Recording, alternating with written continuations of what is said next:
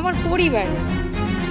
শহরের কাছে ঘেরা সুউচ্চ ভবন, এর আড়ালে লুকিয়ে আছে এক কালো অধ্যায়। শিশু অবস্থায় প্রথমে নেওয়া হয় দত্তক, এরপর বাসার কাজের নামে করা হয় নির্যাতন ও যৌন হয়রানি, অবশেষে বেরিয়ে এসেছে থলের বিড়াল। গত মঙ্গলবার পুলিশ ভুক্তভোগী শিশুটিকে উদ্ধার করে নিরাপদ হেফাজতে রেখেছে। আটক করা হয় অ্যাডলিন বিশ্বাস নামের গৃহকর্ত্রীকে। যদিও আরেক অভিযুক্ত অ্যাডলিনের ভাই জনি বিশ্বাস পলাতক রয়েছেন।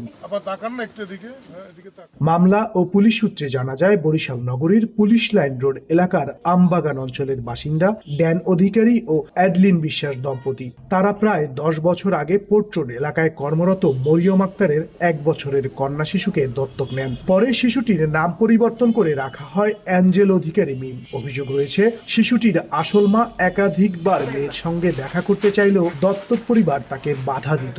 শিশু আইনের প্রচলিত ধারা অনুযায়ী তার বিরুদ্ধে বাদিনী, যে তাকে আশ্রয় দিয়ে তার উপর নির্যাতন চালিয়েছে, তার বিরুদ্ধে, এবং সে ওই মেয়েটা ভিকটিম, যে মেয়েটা সে আদালত করেছে যে সিঁড়ি পরিষ্কার করার সময় বাদিনীর এক ভাই সে তাকে যৌন নিপীড়ন করত মাঝে মাঝেই।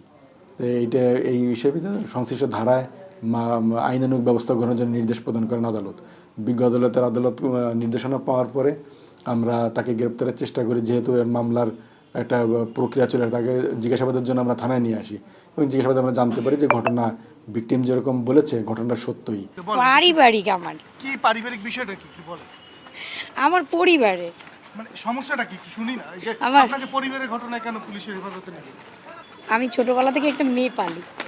হ্যাঁ বলে। মেয়েটারে খুঁজে পাইতেছি না।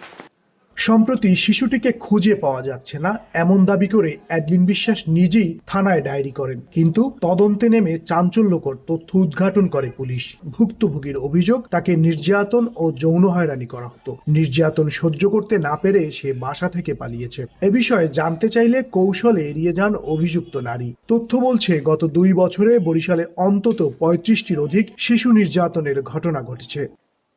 মেহেদী হাসান বাপ্পি, সময় সংবাদ, বরিশাল।